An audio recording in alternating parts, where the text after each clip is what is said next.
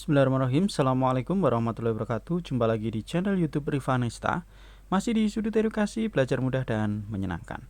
Bagaimana kabar adik-adik sekalian, khususnya siswa-siswi kelas 6? Semoga hari ini kita semua dalam keadaan sehat ya. Karena dengan kondisi yang sehat tentunya kita bisa belajar bersama untuk membahas soal-soal dari buku penilaian Bu Pena untuk SD atau MI kelas 6. Yang mana kita masih di tema 4, globalisasi, dan kali ini akan kita bahas latihan soal subtema 2. Jadi yang masih ketinggalan bahasan sebelumnya bisa dilihat di playlist Bu Pena kelas 6 ya. Oke, adik-adik sekalian, langsung saja kita ke latihan soal subtema 2. Di sini ada di halaman 57 ya, dimulai dari muatan bahasa Indonesia ya. Di sini ada teks ya untuk menjawab soal nomor 1 sampai dengan 5. Oke, saya bacakan terlebih dahulu ya adik-adik sekalian ya. Tanpa kita sadari ataupun tidak, kita telah berada di era globalisasi. Kata globalisasi sudah sering kita dengar dalam berbagai kehidupan sehari-hari, baik di sekolah ataupun dalam masyarakat. Dalam Kamus Besar Bahasa Indonesia atau KBBI, globalisasi memiliki arti proses masuknya sesuatu ke ruang lingkup dunia. Jadi secara umum globalisasi dapat diartikan sebagai suatu proses yang mendunia ataupun menyeluruh.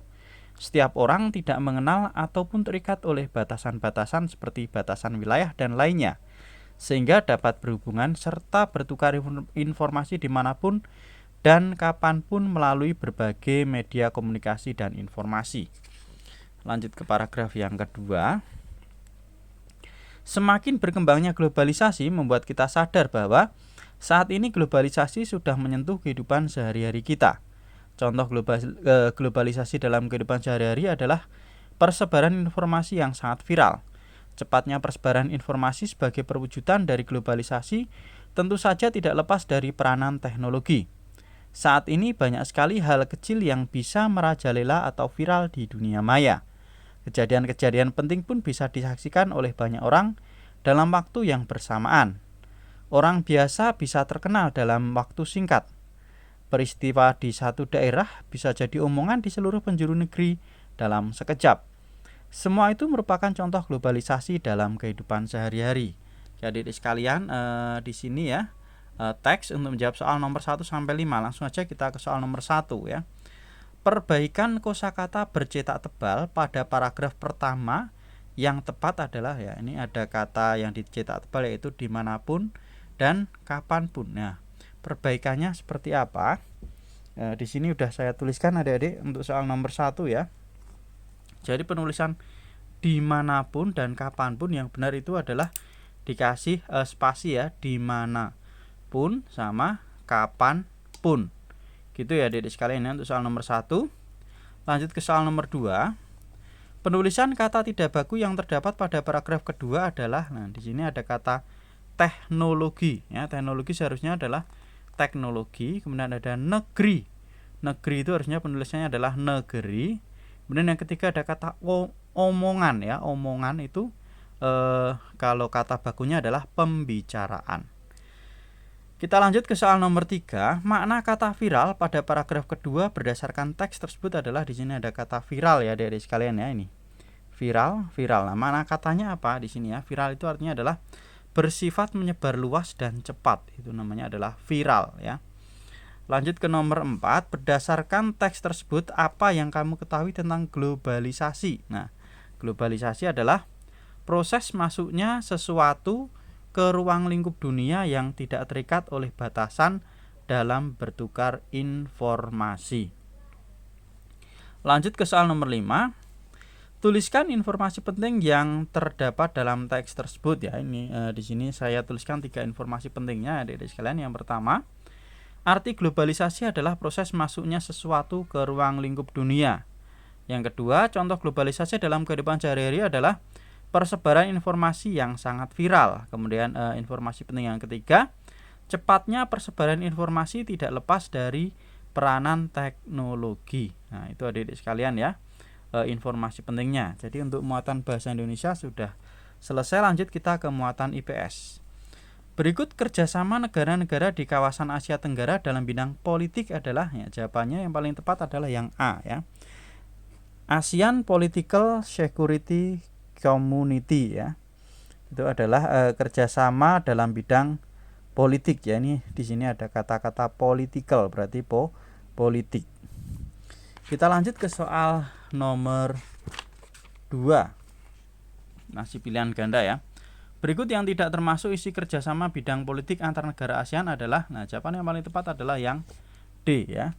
Melakukan pertukaran pelajaran dan penyediaan beasiswa. Kemudian nomor 3, dalam menyelesaikan permasalahan antar anggota ASEAN, Indonesia menggunakan cara diplomasi dalam menyelesaikan konflik. Tujuannya apa ini berdiplomasi untuk menyelesaikan konflik ya. Diplomasi itu artinya berunding ya. Tujuannya adalah mengajak anggota ASEAN lain untuk lebih demokratis terhadap bangsanya dengan melindungi hak asasi mereka. Itu untuk nomor 3 adik-adik sekalian ya. Kita lanjut ke soal berikutnya nomor 4. Mengapa Indonesia mengusulkan dibentuknya organisasi hak asasi manusia ASEAN? Jelaskan ya. Jawabannya adalah untuk mengatasi konflik antara pemerintah dan masyarakat sehingga hak asasi penduduk negara-negara ASEAN terlindungi. Ini ya untuk IPS nomor 3 dan 4 bisa disalin. Nah, ini untuk yang bahasa Indonesia nomor 5. Mungkin kalau terlalu cepat ya. 3, 4, 5. Kita lanjut ke soal berikutnya nomor 5. Jika kamu menjadi petinggi ASEAN yang berasal dari Indonesia, apa usulmu untuk mengajak negara ASEAN lain dalam mengatasi masalah gizi buruk di kawasan Asia Tenggara? Nah, untuk nomor 5 di sini sudah saya tuliskan ya. Saya akan mengusulkan agar pemerintah dari negara-negara ASEAN lebih memperhatikan wilayah terpencil di negaranya, sehingga kebutuhan akan makanan bergizi di wilayah terpencil tercukupi, sehingga penduduk terhindar dari masalah gizi buruk. Ini adik-adik sekalian ya. Silahkan bisa disalin kalau terlalu cepat ya. Kita lanjut ke muatan pelajaran berikutnya, yaitu muatan pelajaran IPA. Nomor 1. Menyalakan lampu di kamar saat kondisi kamar sudah cukup cahaya termasuk tindakan boros energi. Akibat tindakan tersebut terhadap biaya tagihan listrik adalah jawabannya biaya tagihan listrik akan meningkat drastis ya. Jadi kalau kita boros listrik, tentunya tagihan listrik juga akan meningkat. Lanjut ke nomor 2. Penggunaan listrik berperan penting pada era globalisasi. Tuliskan kegunaan listrik dalam kehidupan sehari-hari yang terkait dengan era globalisasi ya. Untuk nomor 2 di sini udah saya tuliskan ya. Nih. Yang pertama sebagai sumber energi pada mesin-mesin industri.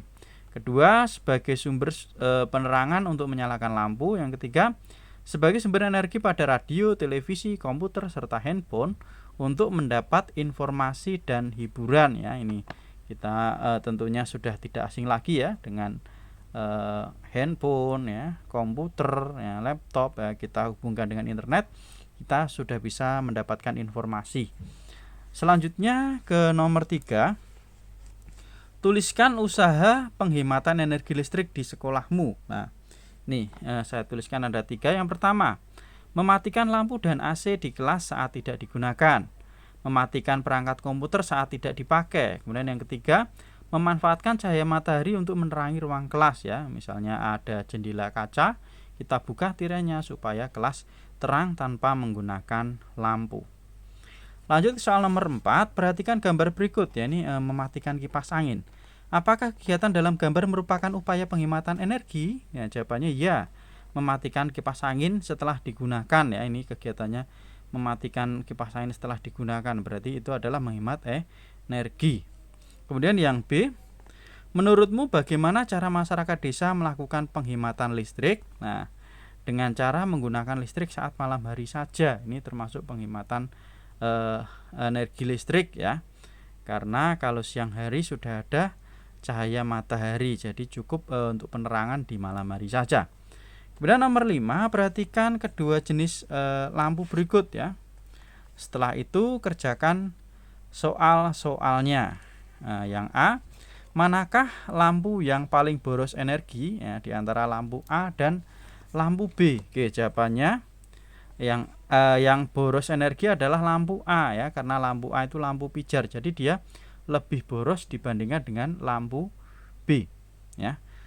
Kemudian pertanyaan yang B, apakah jenis lampu yang tepat agar kamu dapat menghemat penggunaan energi listrik? Jelaskan alasanmu. Lah, sekarang ini ya ada namanya lampu LED ya. Jadi jawabannya adalah lampu LED karena berasal dari pancaran diode atau dioda sehingga memiliki tingkat efisiensi listrik paling tinggi ya. Jadi LED atau LED ya, light emitting diode atau lampu dari pancaran dioda tersebut ini sangat efisien dan hemat energi listrik ya. Kita lanjut ke muatan pelajaran berikutnya, ada PPKN ya. Nomor 1, berikut yang termasuk tindakan bangga menggunakan barang buatan dalam negeri adalah, jawaban yang paling tepat adalah yang C ya. Membeli oleh-oleh khas suatu wilayah saat datang berkunjung. Nomor 2, perhatikan gambar berikut ya. Ini ada gambar membatik ya dengan canting atau batik tulis. Keberhasilan usaha ekonomi tersebut dapat meningkatkan kesejahteraan ekonomi masyarakat. Nomor 3, Pak Dedi memiliki sebuah usaha ekonomi. Tetangganya juga membuka usaha ekonomi yang sama dengan Pak Dedi. Bagaimana sebaiknya Pak Dedi bersikap? Nah, untuk nomor 3 ya, jawabannya adalah menghargai usaha tetangganya dengan saling mendukung dan membantu serta bersaing secara sehat ya. Jadi itu saling mendukung usaha tersebut. Nah, kalaupun mau bersaing juga bersaing dengan sehat. Nomor 4, tuliskan wujud rasa banggamu menggunakan barang buatan negeri atau dalam negeri ya, ini berarti ya. Itu caranya dengan yang pertama membeli produk-produk dalam negeri. Kemudian yang kedua menggunakan produk dalam negeri dalam kehidupan sehari-hari. Kita lanjut ke muatan pelajaran yang terakhir yaitu SBDP ya, Dedek sekalian ya. Nomor 1, tujuan tulisan dalam poster dibuat lebih mencolok agar, jawabannya B, mudah dibaca oleh pembacanya ya. Nomor 2, perhatikan brosur berikut. Nah, ini ada brosur belajar menulis cerita anak ya. Di sini ada selling point-nya, kemudian ada harga tiketnya berapa ya. Kemudian di sini ada yang bisa dihubungi ya melalui Facebook, Twitter, Instagram ya. Nah, brosur tersebut berisi tentang apa? Ini berisi tentang promosi harga buku sekolah. Jawabannya yang A, Dedek sekalian. Nomor 2. Lanjut ke soal nomor 3. Fungsi foto atau gambar dalam poster adalah untuk, jawabannya apa? Untuk nomor 3 ya, jawabannya adalah untuk membuat tampilan poster lebih menarik sehingga dapat menarik minat pembaca. Nomor 4, brosur biasanya dapat ditemukan di, nah jawabannya, dinding atau tempat yang sudah disediakan. Ini ada ya di depan ya materi ya, di sekalian di halaman berapa, halaman 50 kalau nggak salah ya. Oke, lanjut kita ke soal nomor 5 ya, di halaman 60 adik-adik sekalian. Nah, ini perhatikan kedua jenis reklame berikut ya, ini tentang storytelling contest sama Montessori di rumah. Nah, pertanyaannya, apa isi reklame A? Nah, oke, jawabannya perlombaan membacakan cerita atau membacakan dongeng ya untuk reklame yang A. Kemudian, hal apa yang menarik dari reklame A? Ya, Dedek bisa dilihat ya. Yang menarik adalah terdapat hadiah menarik bagi pemenangnya. Kemudian pertanyaan C, apa isi reklame B? Nah, kalau reklame B itu adalah promosi tentang buku kegiatan belajar matematika ya. Kemudian untuk pertanyaan D, hal apa yang menarik dari reklame B? Nah, ini yaitu mendapatkan diskon 15% dan mendapat mug atau jurnal bagi 100 pembeli pertama. Itu yang menarik, Dedek sekalian. Ya, selanjutnya pertanyaan yang E, apa manfaat masing-masing dari kedua reklame tersebut? Manfaatnya apa? Nah, ini. Jadi gambar A itu untuk mengajak pembaca mengikuti suatu kegiatan. Sedangkan gambar B itu untuk menarik minat pembaca membeli buku yang ada dalam reklame. Ini untuknya kedobelan ya, Adik-adik sekalian ya. Jadi gambar B itu untuk menarik minat pembaca membeli buku yang ada dalam reklame. Itu Adik-adik sekalian, kalau terlalu cepat bisa di pause terlebih dahulu ya. Oke, untuk latihan soal subtema 2 di tema 4 sudah kita bahas ya. Untuk pembahasan berikutnya tetap ikuti terus di channel Rif'a Nesta ya. Terima kasih sudah belajar bersama, semoga bermanfaat.